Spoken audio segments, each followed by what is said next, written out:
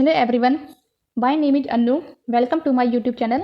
हमारे YouTube channel में UTET की जो सीरीज चल रही है पिछले 10 साल के पेपर की, उसी क्रम में हम आज के वीडियो में एनालिसिस करेंगे पेपर 1 के ईवीएस यानी इन्वायरमेंटल स्टडीज़ के 15 क्वेश्चन कि किस तरह के क्वेश्चन पूछे गए थे प्रीवियस ईयर पेपर में, जिससे आपकी एक अंडरस्टैंडिंग बनेगी कि किस तरह के क्वेश्चन पूछे जाते हैं यूटेट के पेपर में। इससे पहले भी मैंने अपने यूट्यूब चैनल में पिछले 10 सालों के क्वेश्चन पेपर डिस्कस किए हैं। अगर आप अभी तक आपने वो वीडियोस अपनी देखी हैं तो देख लीजिए, उसका लिंक मैं नीचे डिस्क्रिप्शन बॉक्स में डाल दूंगी। उनसे आपको एक हेल्प मिलेगी यूटेट के आगामी परीक्षा में। तो शुरू करते हैं हम अपनी आज की वीडियो को। क्वेश्चन नंबर 121, निम्न में से कौन सा ऊर्जा का स्रोत कभी पर्यावरणीय प्रदूषण नहीं करता है? ए नाभिकीय ऊर्जा, बी सौर ऊर्जा, सी कोयला या डी पेट्रोलियम। तो क्वेश्चन नंबर 121 का राइट ऑप्शन है बी यानी सौर ऊर्जा।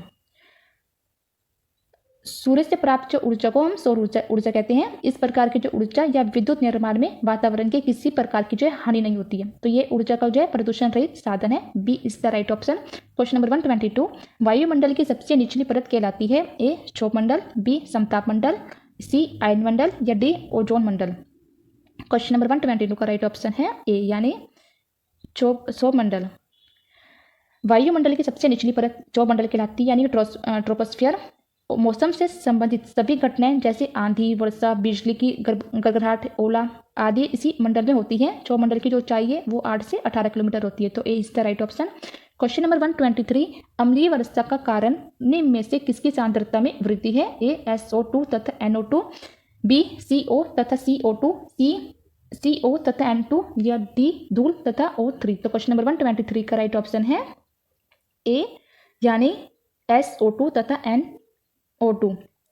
अम्लीय वर्षा यानी कि एसिड रेन कई कारणों से होती है, परंतु जो मुख्य रूप से वातावरण में उपस्थित SO2 तथा NO2 यानी सल्फर डाइऑक्साइड और नाइट्रोजन डाइऑक्साइड के द्वारा वर्षा के जल से क्रिया करने पर H2SO4 तथा HNO3 का जो निर्माण होता है तथा वर्षा के जल के साथ घुलकर ये अम्ल जो है पृथ्वी पर आ जाते हैं।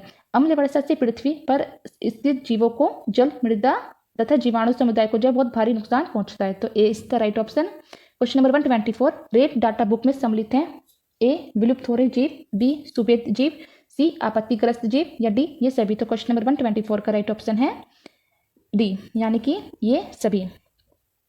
रेड डाटा बुक में उन सभी असुरक्षित, संकटग्रस्त तथा विलुप्ति के कगार पर पहुंच चुकी जातियों की सूची तथा उनको बचाने के जो उपाय समय समय पर छापे जाते हैं। रेड डाटा बुक जो है प्राकृतिक व प्राकृतिक संसाधनों हेतु अंतर्राष्ट्रीय संगठन यानी IUCN द्वारा छापी जाती है। IUCN का जो फुल फॉर्म होता है वो होता है international union for conservation of nature. तो D is the right option. Question number 125, अत्यधिक चारण का परिणाम है? ए मृदा प्रदूषण, बी मृदा अपरदन, सी ताप प्रदूषण या डी जलवायु परिवर्तन। तो क्वेश्चन नंबर 125 का राइट ऑप्शन है बी यानी कि मृदा अपरदन। अत्यधिक चारण यानी ग्रेजिंग से भूमि को ढकने वाली घास तथा वनस्पति जो है वो नष्ट हो जाती है, जिसके कारण खुली भूमि में मृदा के जो कण हैं उनकी पकड़ जो है वो कमजोर हो जाती है और वे जल और वायु के वेग से एक स्थान से दूसरे स्थान तक जो है आसानी से बह जाते हैं, जिसके कारण जो भूमि की उर्वरता नष्ट हो जाती है यानी कि फर्टिलाइजेशन जो है वो नष्ट हो जाता है। तो B is the right option. Question number 126, जब ध्रुव से भूमध्य की ओर बढ़ते हैं तब जैव विविधता जो है ए बढ़ती है, बी घटती है, सी स्थिर रहती है या डी इनमें से कोई नहीं। क्वेश्चन नंबर 126 का राइट ऑप्शन है ए यानी कि बढ़ती है। ध्रुव के चारों ओर जो है बहुत बड़ा जो भाग है वो हिमाच्छिद है यानी कि बर्फ से जो है वो ढका हुआ है और ऐसे क्षेत्रों में जीवों और वनस्पतियों को जो है अभाव पाया जाता है। अतः ध्रुव जो है ध्रुवों पर जो है जैव विविधता सबसे कम होती है यानी कि बायोडाइवर्सिटी जो है वो सबसे कम होती है। तो is the right option. Question number 127, राष्ट्रीय पाठ्यचर्या की रूपरेखा 2000 यानी कि NCF नेशनल करिकुलम फ्रेमवर्क 2000 के अकॉर्डिंग पर्यावरण अध्ययन को किस कक्षा समूह में स्थान दिया गया है? ए पहली और दूसरी कक्षा, बी तीसरी से 5वीं कक्षा, सी 6ठी से 8वीं कक्षा या डी 9वीं और 10वीं कक्षा। तो क्वेश्चन नंबर 127 का राइट ऑप्शन है बी यानी कि तीसरी से 5वीं कक्षा में पर्यावरण अध्ययन को जो है कक्षा समूह में स्थान दिया गया, यानी कि सेकेंड क्लास तक पर्यावरण जो है वो आसपास की चीज़ों को देखकर सीखा जाता है, जबकि 3rd क्लास से लेकर 5th क्लास तक जो पर्यावरण वो एक सब्जेक्ट के तौर पर बच्चों को पढ़ाया जाता है। तो B is the right option. Question number 128 भारत के किस क्षेत्र में अधिकतम भूस्खलन की जो घटनाएं होती हैं? ए पूर्वी पहाड़ में, बी हिमालय, सी पश्चिमी घाट व नीलगिरी या डी उत्तरी घाट। तो क्वेश्चन नंबर 128 का राइट ऑप्शन है बी, यानी कि हिमालय। भारत का हिमालय क्षेत्र जो है वो अत्यधिक जो है वल्नरेबिलिटी जोन के जो है अंतर्गत आता है। यहाँ जो सर्वाधिक भूस्खलन की जो घटनाएं वो घटती रहती हैं। तो B is the right option.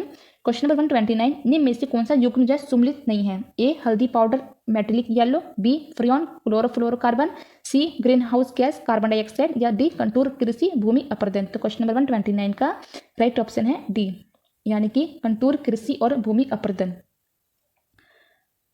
Contour कृषि जो है यानी कि अथवा सीढ़ीदार जो खेत हैं वो बनाकर कृषि करना या विधि जल के अधिकतर संरक्षण एवं उपयोग के लिए जो है तथा मृदा के अपरदन यानी कि भूमि की ऊपरी परत को बहने से रोकने को कम करने के लिए की जाती है। कंटूर कृषि यानी कि मृदा अपरदन को रोकने के लिए जो कृषि की जाती है उन्हें हम कंटूर कृषि कहते हैं। तो D is the right option. सुमेलित नहीं है क्योंकि ये आपस में मेल नहीं खाते। कंटूर कृषि और भूमि अपरदन जो है अलग अलग है, तो इसलिए नहीं पूछा था, इसलिए D is the right option. Question number 130, सजीवों में ऑक्सीजन श्वसन की जो प्रक्रिया में डैश ऊर्जा अवमुक्त होती है? A 573 kilo calorie, B 673 kilo calorie या सी 28 किलो कैलोरी या डी 746 किलो कैलोरी। तो क्वेश्चन नंबर 130 का राइट ऑप्शन है बी, यानी कि 673 किलो कैलोरी यानी कि 673 किलो कैलोरी जो है सजीवों में ऑक्सीजन श्वसन की प्रक्रिया में ऊर्जा अवमुक्त होती है। तो B is the right option. Question number 131, बाढ़ में समोत्भीत पौधे जो मर जाते हैं क्योंकि ए पौधों का कोशिका रस पतला हो जाता है, बी मूल में श्वसन रुक जाता है या सी पौधों का कोशिका रस सांद्र हो जाता है या डी पानी की अधिकता से पोषक तत्व जो है पौधे से बाहर आ जाते हैं। तो क्वेश्चन नंबर 131 का राइट ऑप्शन है बी, यानी कि मूल में श्वसन जो है रुक जाता है, इसलिए बाढ़ में समोत्भीत पौधे जो हैं वो मर जाते हैं। तो B is the right option. Question number 132, Kaziranga राष्ट्रीय उद्यान प्रसिद्ध है? ए बाघ के लिए, बी भालू के लिए, सी एक सिंह वाले गैंडे के लिए या डी हंगुल के लिए। तो क्वेश्चन नंबर 132 का राइट ऑप्शन है सी, यानी कि एक सिंह वाले गैंडे के लिए। असम राज्य के जोरहाट में जो स्थित कांचीरंगा राष्ट्रीय उद्यान भारत का एक महत्वपूर्ण राष्ट्रीय उद्यान है। यूँ तो इसमें बहुत सारे जानवर और पक्षी जो है निवास करते हैं, किंतु विशेषकर यह एक सींग वाले जो गैंडों के लिए जाना जाता है। तो C is the right option. Question number 133, विश्व पर्यावरण दिवस कब मनाया जाता है? ए 22 मार्च, बी 22 अप्रैल या सी 5 जून या डी 15 जून। तो क्वेश्चन नंबर 133 का राइट ऑप्शन है सी, यानी कि 5 जून।